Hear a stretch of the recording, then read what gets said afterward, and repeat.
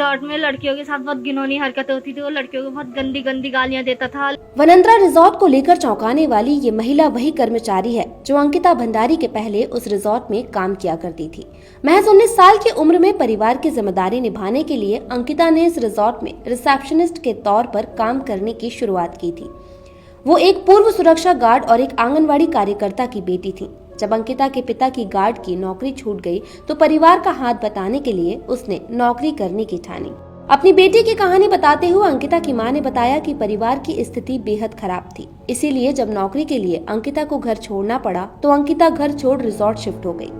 अंकिता को रिजॉर्ट में एक कमरा दिया गया था जहां अंकिता रहा करती थी। 10,000 रुपए की नौकरी के लिए अपना घर छोड़ने वाली अंकिता को कभी पता नहीं था कि अपनी पहली तनख्वाह घर पहुंचाने के पहले ही उसकी हत्या कर दी जाएगी। पुलिस के मुताबिक 18 सितंबर के दिन होटल का मालिक पुलकित, मैनेजर सौरभ भास्कर और अंकित गुप्ता अंकिता भंडारी के साथ रात 8 बजे के करीब रिजॉर्ट के बाहर जाते हैं, लेकिन पौने 11 बजे के करीब सिर्फ 3 लोग ही रिजॉर्ट वापस आते हैं और इनके साथ अंकिता भंडारी नहीं होती है। इस बात का खुलासा खुद होटल स्टाफ ने किया। 8 साढ़े 8 बजे के करीब मुझे उनकी कॉल आती है, अंकित जी की कॉल आती है 8:30 बजे कि हम 4 लोगों को खाना लगा के रखना। मैंने कहा ठीक है, मैं 4 लोगों को खाना लगा के रखा तो आप आ जाओ।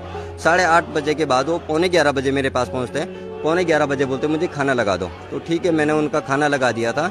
मैडम का खाना अंकित जी आए थे, अंकित जी ने कहा मैं मैडम का खाना दे के आता हूँ। मैंने उसको बोला, मैंने कहा तुम क्यों देते हो खाना, वो दे देगा, सर्विस वाला है हमारे पास, तुम क्यों जा रहे हो। तो उसने कहा कोई बात नहीं, हमारा खाना लगा देगा। ये बात बोल के वो चले गए। वो मैडम का खाना ले गया, वो उसका ले गया। तो फिर अब इसी बात को सारे वो करके लोग सो गए सब। सुबह उठ के पता चलता है 8:30 बजे की मैडम अपने रूम में नहीं। तभी मैं रूम में जाता हूँ उसके, तो रूम में देखता हूँ तो उसका खाना वहीं पे पड़ा है, उसके बैग और पैसे वगैरह जो भी पर्सनल चीजें है, डॉक्यूमेंट वगैरह सब वहीं पे पड़ा है। दरअसल जब ये तीनों अंकिता भंडारी के साथ 18 सितंबर की रात बाहर निकले तो ये चीला नदी पर गए, जहां रास्ते में इन्होंने फास्ट फूड खाया और लड़कों ने शराब भी पी।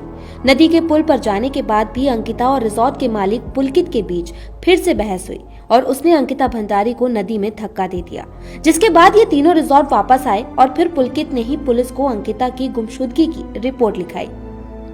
दूसरी तरफ अंकिता के पिता भी अपनी बेटी को ढूंढ रहे थे, लेकिन जब ये मामला राजस्व पुलिस से लेकर पुलिस तक पहुंचा तो लोकल पुलिस ने इन तीनों रिजॉर्ट के मालिक पुलकित आर्य, मैनेजर सौरभ भास्कर और अंकित गुप्ता को गिरफ्तार कर लिया और पूछताछ करने पर इन्होंने ही पूरे हत्याकांड का खुलासा पुलिस के सामने किया। पुलकित आर्य बीजेपी के पूर्व नेता विनोद आर्य का बेटा है, जो पूर्व राज्य मंत्री रह चुके हैं। उत्तराखंड प्रशासन ने रिजॉर्ट पर बुलडोजर चलवाया और जब पुलिस ने इन तीनों को गिरफ्तार किया तो गुस्साई भीड़ ने पुलिस की गाड़ी के शीशे तोड़ दिए और इन तीनों आरोपियों की बुरी तरह पिटाई की और कपड़े तक फाड़ दिए। कार्रवाई शुरू होने के बाद 24 सितंबर के दिन चीला नदी से अंकिता की लाश को ढूंढा गया, जिसके बाद 25 सितंबर के दिन अंकिता भंडारी का अंतिम संस्कार किया गया।